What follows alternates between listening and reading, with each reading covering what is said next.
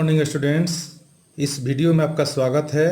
आज जीके का हम लोग सेकेंड क्लास देख रहे हैं। ठीक, यहाँ हम लोग देखेंगे कि the first vice president of independent India means स्वतंत्र भारत में प्रथम उपराष्ट्रपति कौन थे। फर्स्ट वाइस प्रेसिडेंट तो डॉक्टर एस राधाकृष्णन। एस मतलब सर्वपल्ली राधाकृष्णन। यही हमारे प्रथम वाइस प्रेसिडेंट, प्रथम उपराष्ट्रपति थे। और प्रथम राष्ट्रपति कौन थे तो डॉक्टर राजेंद्र प्रसाद, आप लोग जानते हैं। अब फर्स्ट वाइस प्रेसिडेंट हो गए डॉक्टर एस राधाकृष्णन। इन्हीं के सम्मान में टीचर्स डे मनाया जाता है। टीचर्स डे कब मनाते हैं हम लोग तो 5 सितंबर को। ठीक है। First chief of air staff. Air staff मतलब हमारे यहाँ 3 तरह की सेना है, थल सेना, जल सेना और वायु सेना। ठीक, तो एयर स्टाफ का प्रथम चीफ, फर्स्ट चीफ कौन थे एयर स्टाफ का तो air marshal sir Thomas Elmhirst. ये ब्रिटिश थे क्योंकि उस समय हमारा देश अंग्रेजों के गुलाम था। यही प्रथम चीफ एयर स्टाफ बने। First Indian air chief of India. अब देखिए, भारतीय जो फर्स्ट थे वो जो एयर चीफ बने उनका नाम क्या था तो air marshal S Mukherjee. Air marshal S Mukherjee is the first Indian air chief of India. First chief of army staff, army staff हो गया थल सेना वाला, तो उसका प्रथम चीफ कौन थे तो general M Rajendra Singh. General M Rajendra Singh is the first chief of army staff of India. First chief of naval staff of India. Naval staff हो गया जल सेना, नौसैनिक जिसको कहते हैं, जो पानी में रहता है समुद्र में, समुद्र से देश की रक्षा करता है लोग। तो first chief of naval staff of India तो वाइस एडमिरल आर डी कटारी। वाइस एडमिरल आर डी कटारी is the first chief of naval staff of India. First large scale atomic reactor of India. अब ध्यान दीजिए, atomic reactor क्या होता है तो इससे हम लोग बिजली बनाते हैं। ठीक, कोयला के तुलना में बहुत अधिक मात्रा में बिजली बनता है एटॉमिक रिएक्टर से। जहाँ कोयला से बिजली बनाने में बहुत अधिक प्रदूषण भी होता है, और एटॉमिक रिएक्टर से जो बिजली बनाते हैं हम लोग उसमें प्रदूषण नाम मात्र का होता है कि होता ही नहीं है। दिक्कत यही है इसमें कि इसमें अगर दुर्घटना हो गई तो बहुत जान माल का नुकसान होता है। जिस तरह से कि एटम बम गिराने से होता है वैसे ही होता है। सबसे पहले एक दुर्घटना हो चुका है रूस के चेरनोबिल जगह पर। वहाँ एटॉमिक रिएक्टर में दुर्घटना हो गया था फर्स्ट टाइम, तो बहुत सारे लोग मारे गए थे। तो थोड़ा ये रिस्की है, लेकिन अगर सावधानी बरता जाए तो ये बहुत बेहतर ऑप्शन है इलेक्ट्रिसिटी का प्रोडक्शन का। ठीक, तो first large scale atomic reactor of India कौन है? अप्सरा। ये 1956 में बना था। ठीक है। First person to get Paramvir Chakra. Paramvir चक्र प्राप्त करने वाला प्रथम व्यक्ति कौन थे तो ये थे मेजर सोमनाथ शर्मा। मेजर सोमनाथ शर्मा। ये परमवीर चक्र किसको दिया जाता है तो यह सैनिक को दिया जाने वाला पुरस्कार है जो किसी युद्ध में, है ना, बहादुरी पूर्वक, वीरता पूर्वक लड़ते हैं, है ना, उनको ये परमवीर चक्र दिया जाता है। ठीक है। First atomic submarine of India तो INS चक्र। एटॉमिक सबमरीन किसको कहते हैं कि जो समुद्र के नीचे, समुद्र में डूब करके और यहाँ वहाँ जा सके। जिसे मान लीजिए कि दुश्मन से बचना है तो क्या होता है कि जो नौसैनिक जहाज होती है वो समुद्र के अंदर डूब करके एक जगह से दूसरे जगह जा करके अचानक निकलती है। ठीक, लेकिन वह सबमरीन जो एटॉमिक बम मतलब एटम बम से सुसज्जित थी, मतलब उस सबमरीन से हम लोग एटम बम भी गिरा सकते हैं। वैसा प्रथम एटॉमिक सबमरीन ऑफ इंडिया कौन है तो INS Chakra. First Indian scientist to get Nobel prize. प्रथम भारतीय वैज्ञानिक जिसको नोबेल प्राइज मिला वो थे CV रमन, फिजिक्स में मिला था। ठीक है। ये जो CV रमन हैं इनको स्कैटरिंग ऑफ लाइट के लिए मिला था। इनका पूरा नाम है चंद्रशेखर वेंकट रमन। ठीक है। इनको स्कैटरिंग ऑफ लाइट के लिए ये नोबेल प्राइज मिला था। ठीक है। फर्स्ट इंडियन सबमरीन, भारत का प्रथम सबमरीन कौन है तो INS Kaveri.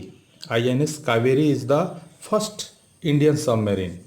First scientist of Indian origin. देखिए, इंडियन ओरिजिन में ना भारतीय मूल के, ये भारतीय नहीं थे, वो विदेशी थे, लेकिन इनका भारत से इनका नाता था इनके माता पिता का, दादा दादी का, इसलिए इंडियन ओरिजिन कहा जाता है। The first scientist of Indian origin to get Nobel prize in the field of medical sciences doctor Hargobind Khorana. ये कहाँ पर थे?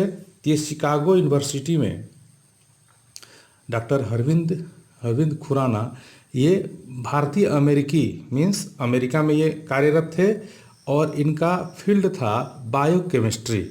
बायोकेमिस्ट माने जैव वैज्ञानिक थे, ठीक है। First aircraft carrier Indian ship मतलब क्या कि वैसा इंडियन शिप, वैसा भारतीय जहाज जिस पर एयरक्राफ्ट मतलब क्या होता है कि लड़ाकू विमान को हम लोग एयरक्राफ्ट कहते हैं, उस विमान को भी उस जहाज पर उतारा जा सके, वह है INS विक्रांत, ठीक है। First Chinese pilgrim to visit India, Bharat आने वाले प्रथम चीनी यात्री कौन थे? तो ये डॉक्टर थे फाहियान, ठीक है। First medium range missile, Bharat का मध्यम दूरी का प्रथम मिसाइल कौन है? अग्नि, ठीक है। ये बहुत ही, अब तो आजकल अग्नि को बहुत ही उत्कृष्ट कर दिया गया है और ये अंतर महाद्वीपीय मतलब क्या कि एक महाद्वीप से दूसरे महाद्वीप में भी अब प्रहार करने में सक्षम है। यह अग्नि मिसाइल पूर्णतः स्वदेशी तकनीक पर आधारित है, मीन्स इंडिया में जो तकनीकी टेक्नोलॉजी है उसी को यूज करके इस मिसाइल को बनाया गया है। First E business newspaper of India, E business किसको कहते हैं? तो ई बिजनेस होता है ई बिजनेस न्यूज़पेपर, ई मतलब क्या हो गया? ऑनलाइन। तो प्रथम पेपर जो ऑनलाइन हुआ वह था फाइनेंशियल एक्सप्रेस, ठीक है। First scientist of Indian origin to win Nobel prize in physics, भारतीय मूल का वह प्रथम वैज्ञानिक जो फिजिक्स में नोबेल प्राइज को जीते, वो कौन थे? तो ये थे एस चंद्रशेखर, इनका पूरा नाम था सुब्रमण्यम चंद्रशेखर, ठीक। ये खगोल शास्त्री से और शिकागो यूनिवर्सिटी, शिकागो कहाँ है? अमेरिका में, शिकागो यूनिवर्सिटी में कार्यरत थे। एस चंद्रशेखर, सुब्रमण्यम चंद्रशेखर और एक और वैज्ञानिक थे विलियम ए फाउलर, वो दोनों को संयुक्त रूप से नोबेल प्राइज दिया गया था। फर्स्ट इंडियन मिसाइल, भारत की प्रथम मिसाइल कौन है? तो वह पृथ्वी है, मिसाइल समझते ही हैं हम लोग। First Indian to win Stalin award, Saifuddin Kitchlew. Stalin award ये रूस द्वारा दिया जाने वाला अवार्ड है जो वर्ष में एक बार दिया जाता है और ये कई व्यक्तियों को दिया जाता है जो शांति के क्षेत्र में कार्य किए रहते हैं। बाद में इस स्टालिन अवार्ड का नाम बदल करके लेनिन शांति पुरस्कार कर दिया गया, ठीक है। India's first nuclear centre, Bharat का प्रथम न्यूक्लियर सेंटर कौन है? तो तारापुर, यह कहाँ है? तो यह महाराष्ट्र में है, ठीक है। First Indian to win Magsaysay award, Magsaysay award जीतने वाला प्रथम भारतीय कौन है? तो आचार्य विनोबा भावे, 1958 में इनको मिला था।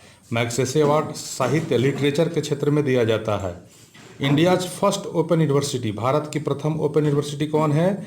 आंध्र प्रदेश ओपन यूनिवर्सिटी, ठीक। ओपन यूनिवर्सिटी का मतलब क्या होता है? तो इसमें हम लोग डिस्टेंस कोर्स मीन्स क्या कि घर पर बैठ करके पढ़ाई कर सकते हैं, इस यूनिवर्सिटी में जाने की ज़रूरत नहीं होती है, ठीक है। India's first Lok Sabha member to be elected with a record maximum number of votes, Bharat का प्रथम लोकसभा सदस्य जो रिकॉर्ड नंबर ऑफ वोट से जीता था वे थे PV Narasimha Rao. India's first minister to resign from union cabinet, Bharat के प्रथम मंत्री जिन्होंने कैबिनेट से रिजाइन किया था उनका नाम था Shyama Prasad Mukherjee. First Asian game organised, प्रथम एशियन गेम कब ऑर्गेनाइज हुआ था? तो 1951 में, कहाँ पर? तो दिल्ली में। एशियन गेम में एशिया के कंट्री सब भाग लेते हैं। Indian first election commissioner, Bharat के प्रथम चुनाव आयुक्त कौन है? तो doctor Sukumar Sen is the first election commissioner of India. First Muslim president of Indian national Congress, भारतीय राष्ट्रीय कांग्रेस का प्रथम मुस्लिम प्रेसिडेंट कौन थे? तो बदरुद्दीन तैयब जी, फर्स्ट ये मुस्लिम थे जो कांग्रेस का प्रेसिडेंट बने थे, ठीक है। आज़ादी के जब लड़ाई चल रही थी उस समय की बात है। The first chief justice of India, Bharat के प्रथम सर्वोच्च न्यायालय के न्यायाधीश कौन थे? तो जस्टिस हीरालाल जे कानिया, याद रखिएगा, बड़ा इंपॉर्टेंट है। Justice Hiralal J Kania is the first chief justice of India. First person to submit the proposal of Indian independence in Congress session, Congress में प्रथम बार जो भारत को स्वतंत्रता इंडिपेंडेंस के लिए जो प्रपोजल प्रस्तुत किया गया तो किसने किया? तो ये हसरत मोहानी। किसने किया? हसरत मोहानी ने किया। इंडियाज़ फर्स्ट यूनिवर्सिटी, भारत का प्रथम विश्वविद्यालय कहाँ है? तो यह है नालंदा यूनिवर्सिटी। कहाँ पर है? बिहार में है, नालंदा। नाम सुने होंगे आप लोग। जब बख्तियार खिलजी ने बिहार पर आक्रमण किया था तो इस नालंदा यूनिवर्सिटी को जला दिया था। ये विश्व की सबसे बड़ी यूनिवर्सिटी थी। विदेश से लोग यहाँ पढ़ने के लिए आते थे नालंदा यूनिवर्सिटी में। ठीक है, यहाँ हजारों पुस्तकें थी, है ना, जो उसको जला दिया गया, है ना। तो समझिए कि हमारा बहुत सारा ऐतिहासिक साक्ष्य भी उसमें जल कर रह गया। तो आज के वीडियो में इतना ही। आप इस वीडियो को बार बार देखिएगा और समझने का प्रयास कीजिएगा और सारे क्वेश्चंस को लिख करके भेजिएगा। ठीक है, मिलते हैं फिर अगले क्लास में एक नए वीडियो के साथ। तब तक के लिए थैंक यू, बाय।